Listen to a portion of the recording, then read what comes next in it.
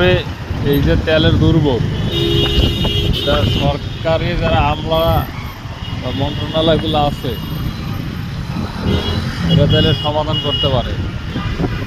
বাংলাদেশ সরকারের যে মন্ত্রী বা আমলারা এগুলো যে গাড়িগুলো দেওয়া হয়েছে মন্ত্রণালয় বা অফিসিয়াল কাজের জন্য, এরা কিন্তু এগুলো ব্যবহার না করে পার্সোনাল কাজে ব্যবহার করে, ছেলে মেয়ে স্কুলের জন্য ব্যবহার করে। এই যে তাদেরকে কর্মকর্তাকে নামাই দিয়া স্কুলের কাজ করে, তারপরে আপনার বউর মার্কেট করতে যায়, শ্বশুর শাশুড়ি মার্কেট করতে যায়, ওষুধ আনতে পাঠায়, বুঝেন নাই? এগুলারে এইভাবে না কইরা,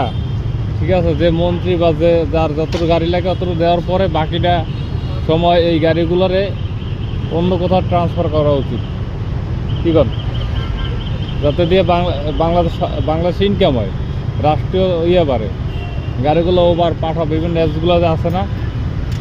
এই অ্যাপসগুলোতে খাটাইলে কিন্তু প্রচুর ইনকাম হয়,